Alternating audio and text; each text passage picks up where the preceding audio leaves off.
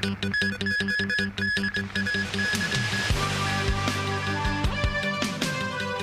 government announces the allocation plan of the latest silver bonds. Grace period for first phase of new regulations for disposable plastic products ends today. And the International Wine and Spirits Fair is coming to town early next month.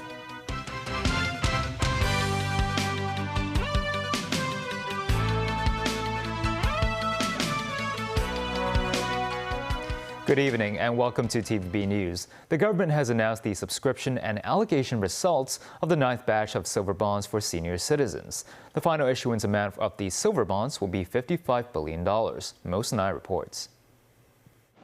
The government said more than 300,000 valid applications were received for the latest batch of silver bonds, involving roughly $69.9 billion.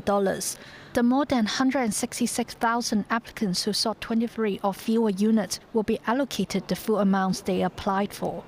The remaining applicants who sought more than 23 units will need to undergo a ballot. Among them, over 23,000 applicants will be allocated one extra unit. The silver bonds carry a guaranteed annual return of 4% with the interest rate linked to inflation. Interest will be issued every 6 months. The bonds will be issued on Wednesday. Financial Secretary Paul Chan said the positive response in the subscription shows silver bonds remain popular among senior citizens. He said the government will review the effectiveness of the scheme based on market conditions and investors' response. Mims 9, TVB News. The 6-month grace period for the first phase of the new regulations for disposable plastic products ends today. Several restaurants said some customers would request an extra set of environmentally friendly utensils due to their fragility. This as the Environmental Protection Department believes the community has made its first step towards a plastic-free culture, adding they will be flexible with the implementation of the measure's second phase. This noodle shop is among a number of restaurants in the city that transitioned from the use of plastic tableware to environmentally friendly items before the start of the government's plastic regulation measure in April. They initially faced challenges such as paper spoons and straws turning soggy just moments after being placed in liquid. But the situation has greatly improved over the last half a year. The upgraded utensils still work even after being soaked in soup. The new paper straws retain their structure when stirring drinks, while prices have also dropped by around 40% compared with before. The noodle shop said 3/4 of its takeaway customers requested environmentally friendly utensils, with the majority of them asking for extra sets. However, the staff member said such requests are a burden to the restaurant, stressing the increase in expenditure for extra utensils and amount of waste generated. Meanwhile, the Environmental Protection Department, or EPD, said a majority of businesses affected by the plastic regulation measure have already found suitable replacements. Kenneth Chang, a deputy director of the EPD, believes Hong Kong has taken its first step towards creating a plastic-free culture. He added there is no strict timetable for the implementation of the second phase of the measure, which restricts the sale of plastic cups, boxes, and bowls for takeout use. The EPD emphasizes considerations will be made in accordance with international trends and whether the replacements work well. The government plans to introduce 3-day parental leave for civil servants with children under 3 years old, starting in April next year. Around 12,000 civil servants are expected to benefit from the measure. The parental leave is part of the government's policy to encourage more births. Secretary for the Civil Service, Ingrid Yeung, called the measure a new endeavor. Addressing suggestions by some lawmakers that parental leave should be extended to civil servants with older children, Yeung said more consideration is needed. Currently, civil servants are permitted to leave work 2 hours early on Lunar New Year's Eve, Mid-Autumn Festival, the Winter Solstice, as well as Christmas Eve. The International Wine and Spirits Fair will be held at the Hong Kong Convention and Exhibition Center between November 7th and 9th. The Hong Kong Trade Development Council said over 600 exhibitors will participate this year. The council also said the fair is timely because of a recent cut in liquor duty. Mo Sanai was at the preview. The 3-day wine and spirits fair will gather more than 600 exhibitors from 20 countries and regions, including Italy, South Africa, and Mexico. With the government announcing a slash on liquor tax, some exhibitors from the industry said the cut is a first step in turning Hong Kong into a fine spirits hub. Like Taiwan, like Macau, even China, they are lower than us. So what is the point in Hong Kong to stand for 100% taxes? Because of the taxes, maybe stop some nice tradings in Hong Kong. This exhibitor of a tequila booth said the local market for the Mexican beverage is growing, but the adjustment of the duty does not affect him.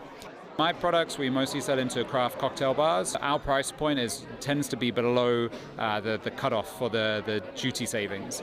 So we're normally importing at below 200 Hong Kong dollars. So most of our range, we won't see any impact. But I think I would like to see the government, reinvigorating the nightlife, finding a way to get back to pre-COVID levels. The Hong Kong Trade Development Council, the organizer of the event, said more than 20% of exhibitors will bring spirits to the fair. Speaking about the impact of the new liquor tax on the city, the TDC said the measure can create a ripple effect.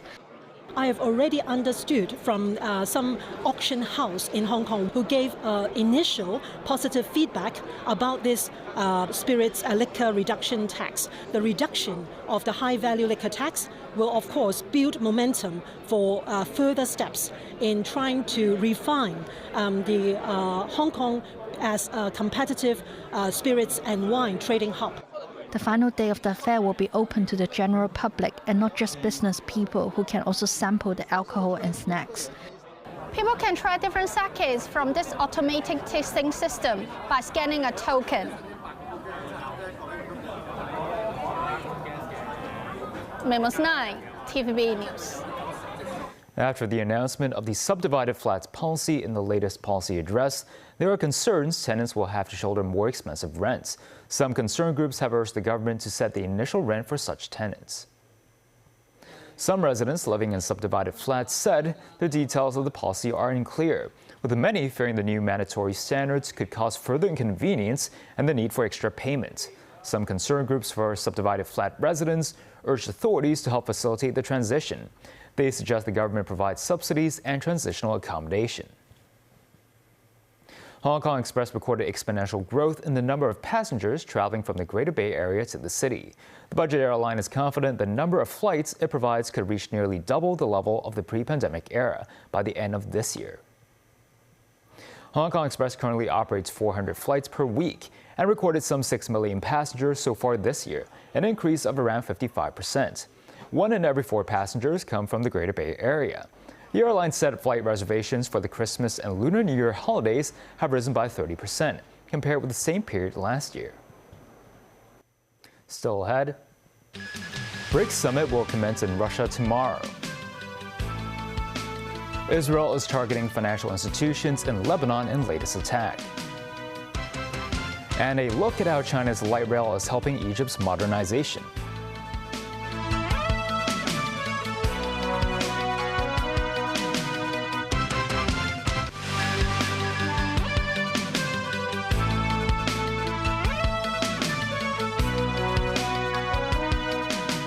Welcome back. The BRIC Summit will be held in the Russian city of Kazan tomorrow.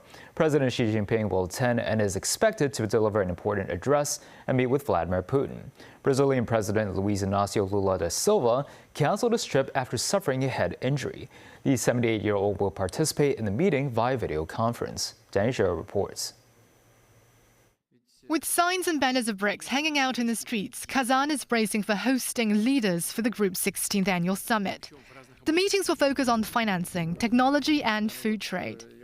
On the sidelines of the forum, President Xi is expected to hold talks with Russian President Vladimir Putin over the two countries' cooperation in various fields, as well as major regional and global issues.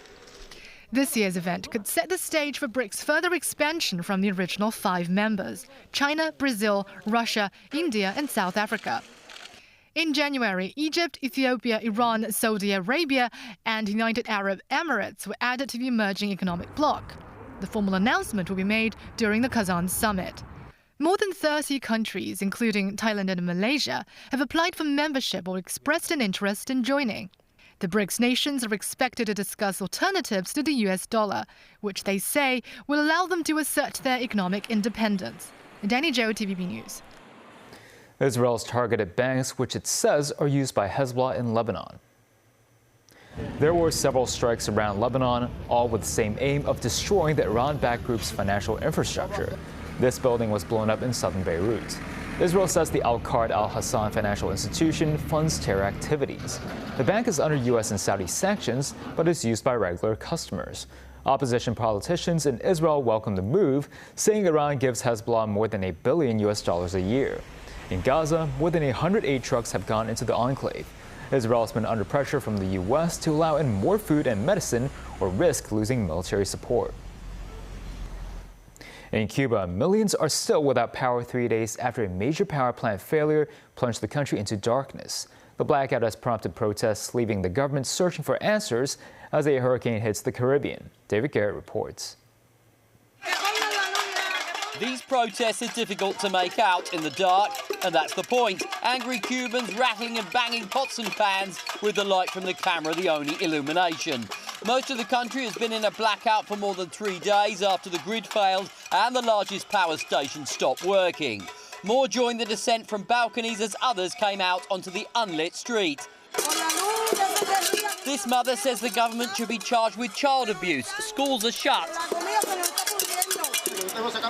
People cooked on improvised wooden stoves in the street. Food is rotting without refrigeration. Others prayed for the electricity to come back by candlelight. There have been sporadic resumptions since Thursday, but the unprecedented grid failure has made driving dangerous and the problem has got worse. First, half of the homes were without power. Then it widened to the entire island. The lack of power is a big problem for those in power. The Minister of Energy walked into a room with lights that did work and tried to explain what went wrong and why it will take at least until Tuesday to fix. Vicente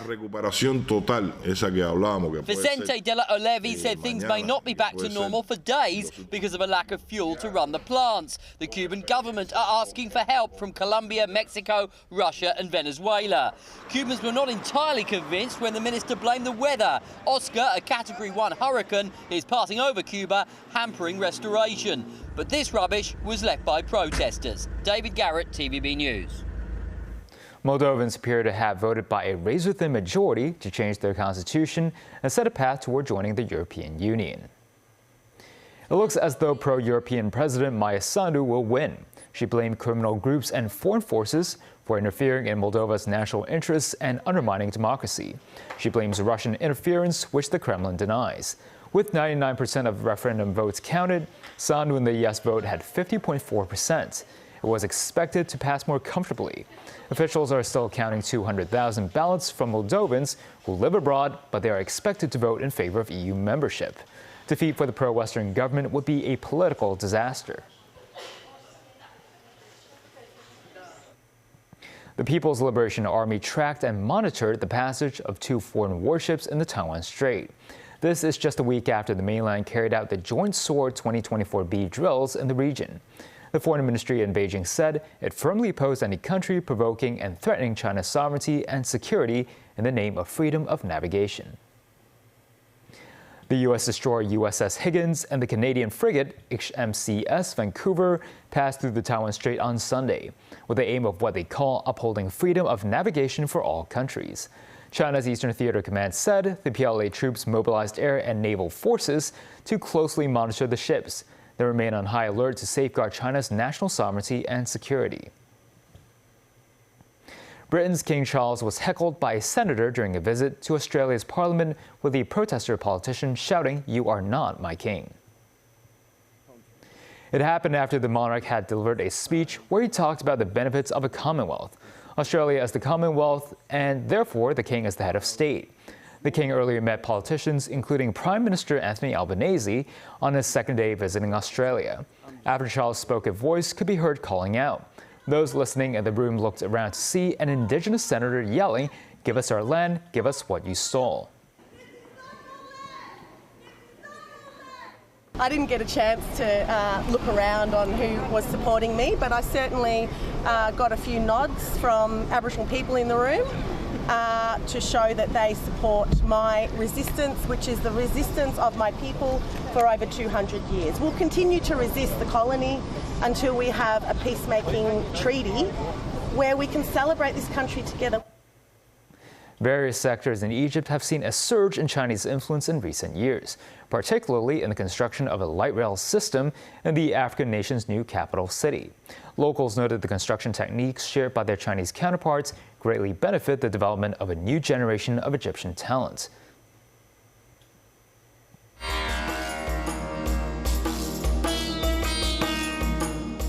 Egypt, one of the oldest civilizations in the world, is currently building its new administrative capital.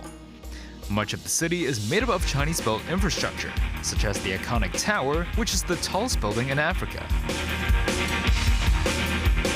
Besides skyscrapers, local residents can now travel between the old capital of Cairo and the new administrative capital via this Chinese-built light rail system. With a length of 70 kilometers and consisting of 12 stations, it is the first such system in the country powered by electricity. Some locals noted the difference from the Cairo metro.